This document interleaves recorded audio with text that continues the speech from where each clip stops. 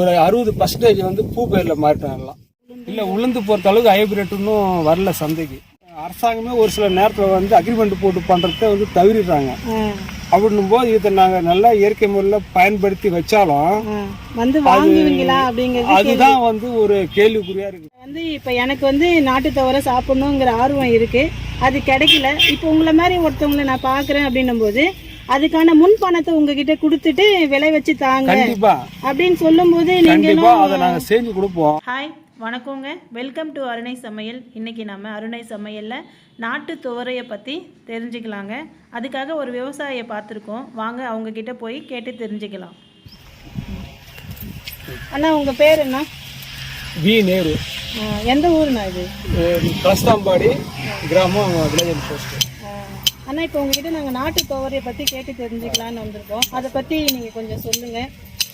இந்த தோரை வந்து பாரம்பரிய ரகத்தில் சேர்ந்த விதை. கிட்டத்தட்ட இப்போ எனக்கு வயசு 40 ஆகுது. இது எங்கள் தாத்தா காலத்துலேருந்து இந்த பாரம்பரிய விதையில வந்து வச்சுக்கிட்டு வீட்டுக்கு யூஸ் பண்ணுறதுக்காக பண்ணுறோம். ஒரு 15-20 வருஷத்துக்கு முன்னாடி வந்து மானாவாரி பயிர் மட்டும் வைக்கிறதுனால அதை வந்து நிறைய யூஸ் பண்ணுவாங்க.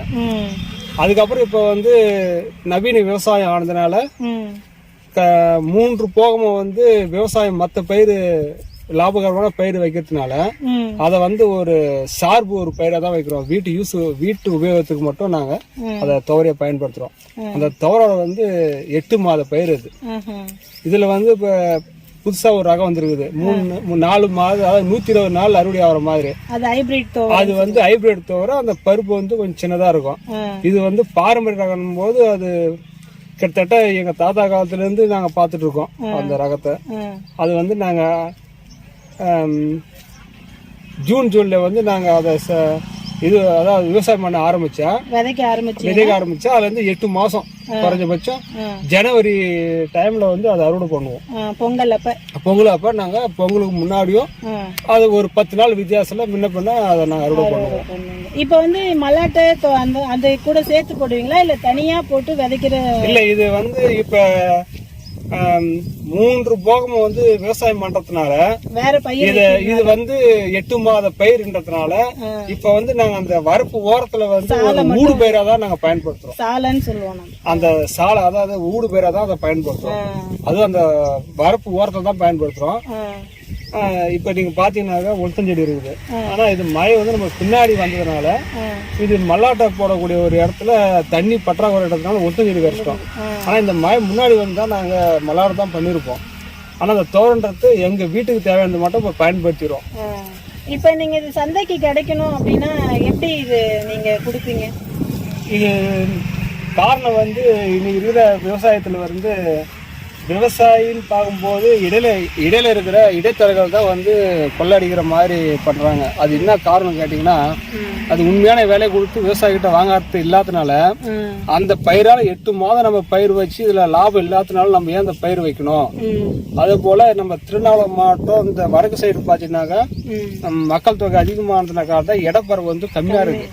அதனால வந்து எந்த ஒரு பயிர்ல வந்து அதிக லாபம் கிடைக்குதோ அந்த பயிருக்கு மாறிட்டு இன்னைக்கு ஒரு 60% வந்து பூ பயிர்ல மாறிட்டாங்கலாம். அதனால வந்து இது அவங்க யூஸுக்கு, அதுவும் எல்லா விவசாயம் அதை பண்றது இல்ல, ஒரு சில விவசாயம் மட்டும் வீட்டுக்கு வேணும்ன்றதுனால அந்த நாட்டு துவரை வந்து இப்ப ஒரு பயிரா வைக்கிறாங்க. இல்ல பாரம்பரியமா இருக்கிற நாட்டு உளுந்து இல்ல, உளுந்து பொறுத்த அளவுக்கு ஹைபிரிட் இன்னும் வரல சந்தைக்கு. எல்லாம் பாரம்பரியம், அதாவது அரசாங்கத்தால கண்டுபிடிக்கப்பட்ட கோ 1, கோ 8, கோ 9 சொல்லிட்டு பெரும்பாலும் இப்ப சந்தைக்கு வர்றதுக்குள்ள கோ 9. அது இந்த கோயம்புத்தூர் ஆராய்ச்சி நிலையத்திலிருந்து வரக்கூடிய அதுதான் வந்து இந்த வைரஸ் பிரச்சனை இல்லாம அது 65 நாள் பயிர் இல்லைங்களா, அதனால வந்து அந்த வைரஸ் பிரச்சனை இல்லாத இருக்கிறதுனால அந்த சிபாரிசு பண்றாங்க அரசாங்கம். அதிகமா இருக்குங்களா? ஆமா, அது வந்து உளுத்தம் ஓட்டை வந்து கொள்முதல் அதிகம் தான். பரவாயில்ல, நிறைய நல்ல மழை பெஞ்சா மணிலா, மழை கம்மியா பெஞ்சுனாக்கா இடப்பரப்புல 50% வந்து உளுத்தம் ஓட்டை தான் எல்லாம் பயிர் வைக்கிறாங்க. இப்ப வந்து இந்த நாட்டு துவரைன்னு சொல்றீங்களா, அதுக்கு இப்ப சந்தைக்கு வர்றது வந்து இப்ப வாங்குறது விளைச்சல் நேரம் அதிகம், அதனுடைய கொள்முதல் கம்மி, அதனால வந்து நாங்க எங்க வீட்டுக்கு மட்டும் பயன்படுத்திக்கிறோம்னு சொல்றீங்க இல்லையா? ஆமா. இப்ப நாங்க வந்து இப்ப சப்போஸ் இப்போ ஒரு விவசாயி கிட்ட இப்ப எனக்கு தேவைப்படுது அப்படின்னா சொல்லி விளைய வைங்க அப்படின்னா விளைய வச்சு தருவீங்களா? கண்டிப்பா தருவோம்மா. நானே வந்து நான் வந்து 6 மாசம் கோயம்புத்தூர்ல வந்து ஒரு டிப்ளமா கோர்ஸ் அக்ரிகல்ச்சர் சம்மந்தப்பட்டது படிச்சுட்டு வந்தேன். படிச்சுட்டு வந்து நான் டிகிரி முடிச்சிருக்கேன். இருந்தாலும் விவசாய ஈடுபாடு அதிகமான்றதுனால ஒரு நான் மெயின் பயிராக வந்து இன்னைக்கு மிளகா, அதாவது மிளகானாக கார் மிளகா பாரம்பரிய ரகம், அதை வந்து இங்கேருந்து வாங்கிட்டு வெளிநாட்டுக்காரன் அதை பதம் பண்ணி ஒரு நல்ல ரேட்டுக்கு விற்கிறான். அதை நான் லாபகரமான பயிர்தான் அதை பண்ணுறேன். அதே போல் வந்து ஒரு நெல் கெமிக்கல் மருந்து இல்லாமல் நெல்லாகட்டும் தோரையாகட்டும் எதுவும் இயற்கையான முறையில் விளை வச்சு எடுத்துன்னு போகிறோம் அப்படின்னா பொதுவாக இயற்கை முறையில் விவசாயம் பண்ணணுன்னாக்கா இடைப்பட்ட ஒரு 30 வருஷத்துல வந்து கெமிக்கல் உரத்தை பயன்படுத்தி மண்ணோட வளம் வந்து போயிடுச்சு. அதனால மறுபடியும் பயப்படி வந்து இயற்கை விவசாயத்துக்கு வரணும் அப்படின்னாக்கா அந்த அந்த மண்ணை வந்து அந்த விவசாயத்துக்கு ஏற்ற மாதிரி மாற்ற முடியல. அதனால கொஞ்சம் குறைச்சாக மகசூல் குறையுது. சரி, அந்த மகசூல் குறையும் போது அதுக்கு உண்டான விலையை வந்து வியாபாரிகள் வந்து கொடுத்து வாங்கறது இல்லாதனால அது மேல இருக்கிற ஈடுபாடு வந்து விவசாயிகளுக்கு குறைஞ்சிடுச்சு. அதனால அது அப்படி ஒரு பயிர் நமக்கு தேவையா அப்படின்றதுனாலதான் இன்னைக்கு ஒவ்வொரு விவசாயமும் மறைஞ்சிட்டு வருது. விவசாயம் அப்படின்னா பாரம்பரிய நவதானியம் ஒரு சில பொருள்லாம் வந்து அது குறைச்சிட்டு யாராவது ஒரு விவசாயிங்க நம்மளுக்கு அந்த சத்தான பொருள் வேணும்ன்றதுனால தான் அந்த தோரை அவங்க ஓன் யூஸுக்கு மட்டும் அந்த விலையை வச்சு பண்றாங்க. சரிம்மா, சரி. இப்போ மக்களே முன் வந்து எனக்கு இந்த ரகம் வேணும் அப்படின்னு விவசாயம் கிட்ட இப்போ சப்போஸ் இப்போ நேர அண்ணா கிட்ட கேட்குறோம் அப்படின்னா அது விலை வச்சு தர நீங்க ரெடியா இருக்கிறீங்க? நாங்கள் ரெடியா இருக்கோம். இதில் வந்து ஒரு நம்பிக்கை தன்மைன்றது வந்து இப்போ இல்லை. அது என்ன காரணம் கேட்டிங்கன்னா அது அரசாங்கமே ஒரு சில நேரத்தில் வந்து அக்ரிமெண்ட் போட்டு பண்ணுறத வந்து தவிர்றாங்க. அப்படின்னும் போது இதை நாங்கள் நல்லா இயற்கை முறையில் பயன்படுத்தி வச்சாலும் வந்து வாங்குவீங்களா அப்படிங்கிறது அதுதான் வந்து ஒரு கேள்விக்குறியா இருக்குது. அது என்னை பொறுத்து எனக்கு இல்லை, நிறைய விவசாயிகளுக்கு ஒரு சந்தேகம் வந்து அதுதான். இப்போ இல்லைண்ணா, இப்போ வந்து இப்போ எனக்கு வந்து நாட்டு தவிர சாப்பிடணுங்கிற ஆர்வம் இருக்கு, அது கிடைக்கல. இப்போ உங்களை மாதிரி ஒருத்தவங்களை நான் பார்க்குறேன் அப்படின்னும் போது அதுக்கான முன் பணத்தை உங்ககிட்ட கொடுத்துட்டு விலை வச்சு தாங்க அப்படின்னு சொல்லும் போது கண்டிப்பா அதை நாங்க செஞ்சு கொடுப்போம். அது வந்து ஒரு நம்பிக்கையான முறையில் பண்ணும்போது, ஏன்னா காரணம் கேட்டீங்கன்னா 8 மாத பயிரிடும் போது அது வருஷத்துக்கு ஒரு முறை தான் அதை பண்ண முடியும் அந்த நிலத்துல.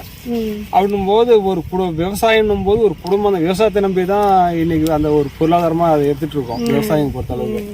அப்படின்னும் போது அது அறுவடை பண்ணி வரும்போது ஒரு நல்ல ரேட்டு கிடைக்கலன்னும் போது தான் விவசாயிகளுக்கு வந்து ரேட் அப்படின்னா வியாபாரிங்க வாங்கி கவரில் அடைச்சி ஏதோ பண்ணி விற்கிறாங்க, அதை வாங்கிடுறாங்க. ஏன்னா விவசாயிகிட்ட வாங்குறதுக்கு ஏதோ ஒரு காரணம் காட்டி விலையை குறைச்சி வாங்குறதுக்காக தான் ஒரு ஏற்பாடு பண்ணுறாங்களே ஒய்ய, அது விவசாயியோட திருப்தி யாரும் பண்றது இல்லை. சரி, இப்போ நீங்க வைக்கிறீங்க 40 வருஷமா அப்பா காலத்துல இருந்து இருக்கீங்க இல்லைங்களா? இப்போ நீங்க குறைஞ்சபட்சம் ஒரு 20-25 வருஷமா இருப்பீங்க. ஆமா. அப்ப நீங்க வைக்கிறது வந்து எல்லாமே நான் நாட்டு ரகத்தை தான் சார்ந்ததா வச்சுட்டு இருக்கேன்னு சொல்றீங்க. இப்போ இந்த வீடியோ பாக்குறவங்க வந்து இந்த பொருள் வந்து எனக்கு வேணும்னு இப்போ எங்க கிட்ட கமெண்ட் பாக்ஸ்ல கேட்டாங்க அப்படின்னா உங்க நம்பரை அவங்களுக்கு தந்து இல்ல நீங்களும் அவங்களும் நேரடியா பேசி அவங்களுக்கு விலை வச்சு தர உங்களால முடியுமா? கண்டிப்பா முடியும். சரி, அப்போ உங்களுடைய கோரிக்கையை அங்க அப்படியே சொல்லிடுங்க. கோரிக்கைன்றது ஒண்ணும் இல்லைங்க. அது வந்து முதல்ல இப்போ வந்து அந்த வாங்குறவங்களுக்கு வந்து ஒரு இது கெமிக்கல் யூஸ் பண்ணுறாங்களா இல்லை பயோ யூஸ் பண்ணுறாங்களா, என்னை பொறுத்தளவு 90% வந்து நாங்கள் இந்த தோரன்னு சொல்லுவோம் எல்லா ஒரு பயிருக்குமே பூவாகட்டும் மற்ற எல்லா பேரும் நான் பயோ தான் யூஸ் பண்ணுறோம். காரணம் வந்து மண்ணோட வளம் வந்து கிடக்கூடாது, பொருளோட தரம் வந்து நல்லா இருக்கணும் அப்படின்றதுக்காக நான் வந்து பயோ தான் யூஸ் பண்ணுறோம். அப்படின்ற பட்சத்தில் வந்து விலை வச்சு கண்டிப்பா தருவோம். சரி அண்ணா, ரொம்ப நன்றி அண்ணா. நேரம் அண்ணா, நாங்க போயிட்டு அந்த தோட்டத்தை அப்படியே கொஞ்சம் கண்டிப்பா பாருங்கம்மா. சரி. இப்போ இவ்வளோ நேரம் வரையும் நம்ம நேரு அப்படிங்கிற ஒரு விவசாயி கிட்ட பேசியிருந்தோம். அவங்க சொன்னது வந்து இதான் வந்து நாட்டு துவரை. ரொம்ப சின்னதாக இருக்குங்க, ரொம்ப சத்தானதும் கூட, துவர்ப்பு தன்மை அதிகம் உள்ளது இந்த துவரையில் தான் இருக்குது. இப்போ விளைஞ்சி நிற்கிது. இப்போ வந்து இதில் மழையெல்லாம் பெய்யும், அதிகமான அதுக்குள்ளே விதைகள் இல்லை போல் இருக்குது. பாருங்க, ரொம்ப சின்னதாக இருக்கும். இதெல்லாம் வந்து வாங்கி பயிர் வச்சு கொடுக்குறவங்க அவங்க வீட்டுக்கு மட்டும்தான் பயன்படுத்துகிறோம் அப்படிங்கிறாங்க. இவ்வளோ சின்னதாக இருக்கும், ரொம்ப வாசமாக இருக்கும். குழம்பு வச்சா ரொம்ப சுவையானதும் கூட, உடம்புக்கு ரொம்ப நல்லதும் கூட. இந்த மாதிரி இருக்கக்கூடிய இந்த பயிரை வைக்கக்கூடிய விவசாயிகளை நம்ம எந்த அளவுக்கு சேவ் பண்ணுறோம் அப்படின்னா விளைவிக்கிறவங்கள தேடி போயிட்டு நம்ம அந்த பொருளை வாங்கி பயன்படுத்தும் போது தான் இதை இந்த மாதிரியான நாட்டு பயிர்களை நம்மளால் காப்பாற்ற முடியுங்க. மலை துவரைக்கும் நாட்டு துவரைக்கும் வித்தியாசத்தை காட்டணும் அப்படிங்கிறதுனால தான் ஏதோ எங்களால் முடிஞ்ச இந்த சின்ன வீடியோவை உங்களுக்கு போட்டிருக்கோம். இந்த வீடியோ உங்களுக்கு பிடிச்சிருந்தா லைக் பண்ணுங்கள், ஷேர் பண்ணுங்கள், கமெண்ட் பண்ணுங்கள். மறக்காமல் அருணை சமையலை சப்ஸ்கிரைப் பண்ணுங்கள். நம்மளுடைய விவசாயிகளையும் சேவ் பண்ணுங்கள். நன்றிங்க.